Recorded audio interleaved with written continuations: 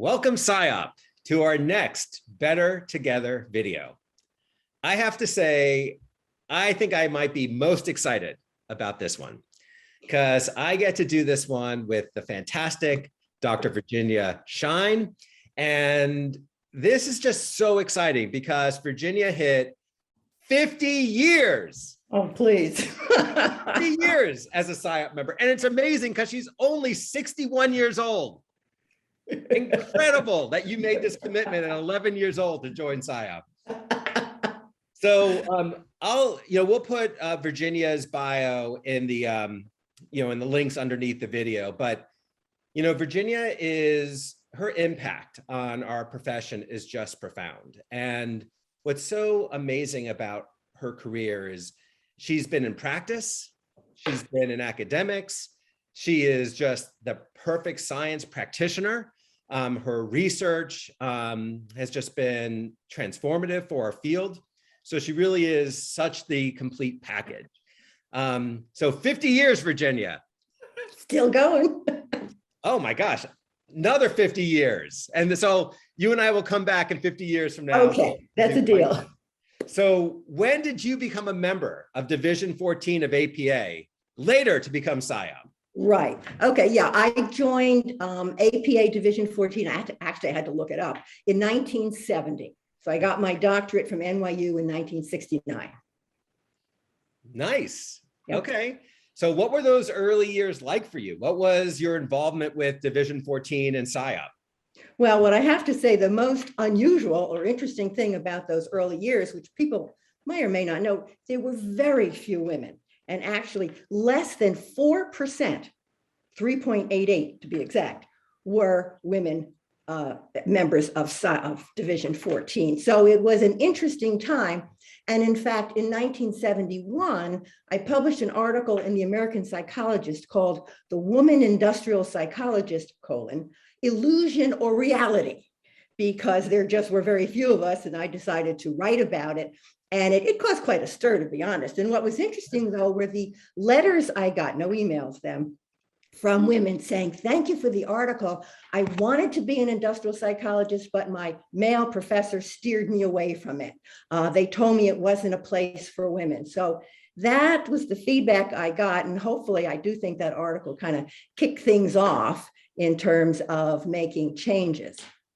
Now, and actually, though, gender, when I look back, gender really helped me get involved with Division 14 probably earlier than I would have. And as my workshop story goes, 1970, I go to my first APA. I'm so excited, sign up for the workshops, a young practitioner. This is going to be great. And I sit in, I don't remember the workshop, whatever I sat in on, I was bored. I said, forget this.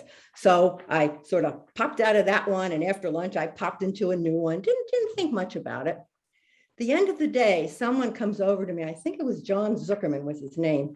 And he said, "Everybody wants to know who you are and why you left the workshop." And then, of course, it dawns on me, I was the only woman. Obviously, when I didn't come back, they're going buzzing, where did the woman go? But I was oblivious to it. So what happened was John and I started talking. Next thing I know, he invites me to be a member of the workshop committee. 2 years later, I'm chairman of the workshop committee. So then I was going to all the executive board meetings, and then I'm an elected representative in those days. That's what it was called. And then an APA rep to council rep and so on. So at a very early stage, I became involved. And still to this day, though, I look back, SIOP Division 14 is my professional home. It just is my home base. And one of my great moments at conferences for so many years, when I started, first couple of years, I was Ginny. Now, in all apologies to the Ginnies of the world, I switched, didn't sound professional, so I switched to Virginia, which is who I am. But I'll be at a conference, you know how the escalators, people go up and people are going down. I'll always hear somebody yell out, "Ginny!" And I'll know, oh boy, that's somebody from way back when. I'm sure it's a good friend. Oh, I love that. So I heard you called yourself an industrial psychologist. So were you on board when we started going by industrial and organizational psychology? Was I? No, I was one of the ones that wanted it to be actually be just organizational. So I was over on the other side. That I can remember that meeting. It was tough. Yeah. But that was what there was no such thing as organizational when I was coming up. So interesting. I'm pleased with the change. Good. So fabulous. So in your opinion, kind of reflecting on the profession, what is the most exciting part of being an IO psychologist? Well, for me, it was and continues to be the opportunity to change the lives of people who work, hopefully to improve them. And in my course of my career, it's been in different questions, different arenas.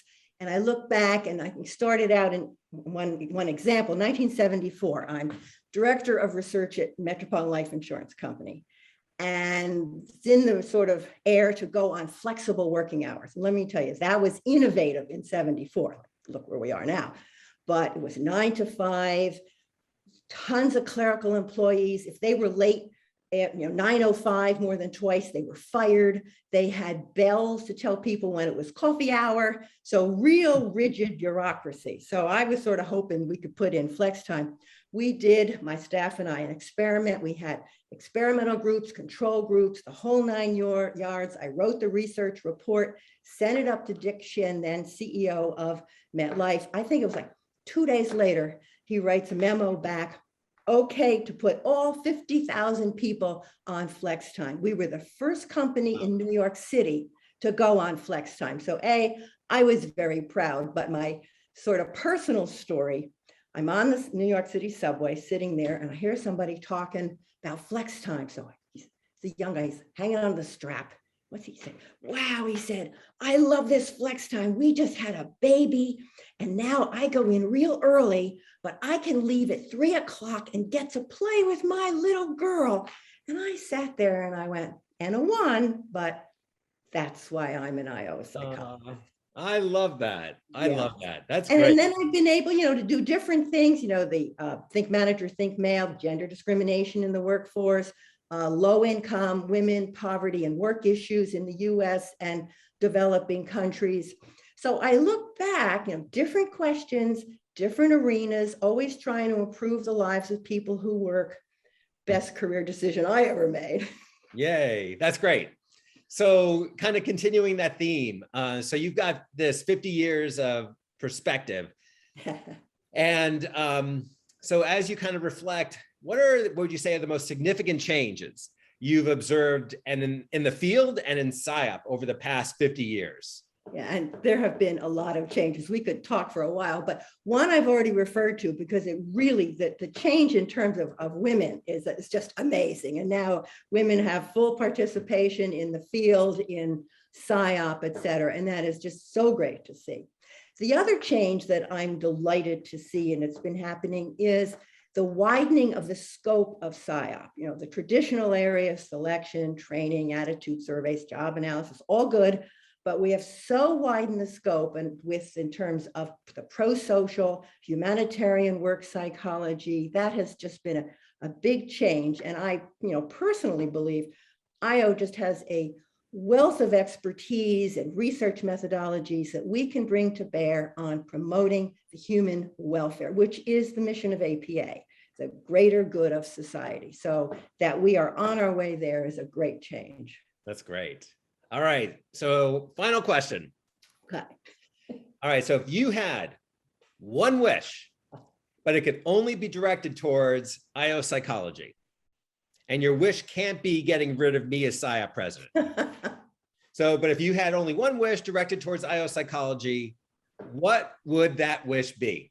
Well, it stays on the theme of what I just said. I'd like to see IO continue its broadening its scope into societal issues and influencing public policy. So the wish would be that IO psychology becomes the go-to field, the real leader, whenever at the societal level, issues of work and organizations are being discussed in terms of public policy. We are there, and they don't do the meeting unless somebody from IO psychology is present. So that's my wish, and I have a feeling it's going to come true. I love that. And you probably don't know this, but because it hasn't been released yet, we're filming this way in advance. But last month's Better Together video was with Alex Alonso, who was talking about how we are influencing Capitol Hill. Okay. And I think we are getting a seat at a lot of tables that we've never had before. I do too. I really think it'll be far less than 50 years before this is going to happen. In the next, who knows, 5, 10, Yeah. we will be the go-to field. On the presidential cabinet is an IO psychologist. There we go. That's an even better wish. I love it. Well, Virginia, I can't even tell you what a personal thrill it was to be able to chat with you. And thank you for everything you've done, but thank you for being part of SIOP for 50 years. And I'm just so grateful for all your amazing contributions. And I look forward to getting this dyad together in another 50 years. Absolutely. So, thank you for your kind words.